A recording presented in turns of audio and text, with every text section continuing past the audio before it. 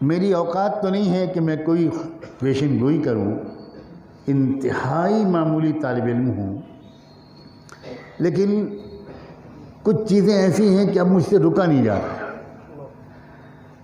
اللہ نے اپنے کرم سے کچھ چیزیں ایسی دکھا دی ہیں جو میرے قد سے بہت اونچی ہیں، یہ اس کا کرم ہے، وہ کسی کو بھی دکھا دے، کسی اندھے کو بھی اللہ روشنی دے سکتا۔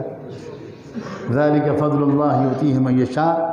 میں بھارت کے مستقبل کے بارے میں مسجد میں بیٹھ کر قسم کھا سکتا ہوں کہ چپے چپے سے کلمے کی آوازیں آئیں گی۔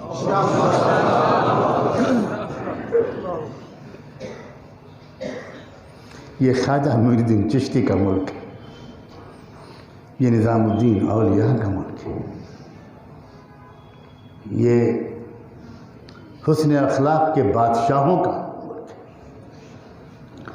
ہماری کوتاہیوں کی وجہ سے گھٹا چھا گئی، ہم اعتراف کرتے ہیں کہ ہماری کوتاہیوں کی سزا چھا گئی۔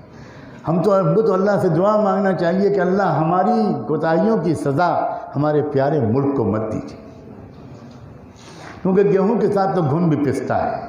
یہ 12 لاکھ کسان جنہوں نے خودکشی کی ہے، اللہ نے اگر ہم سے قیامت میں پوچھا کہ تم رحمت للعالمین کے امتی تھے اور تم اخبار میں اور سوشل میڈیا پہ پڑھ کے ایک دن تمہاری پیشانی پر بل نہیں آیا، 1-2 نہیں 12 لاکھ کسان میرے بھائی تھے، وہ آدم علیہ السلام کے بیٹے تھے، وہ انہوں نے خودکشی کی، میں تم کو ان کی سزا میں جہنم میں کیوں نہ بھیج دوں؟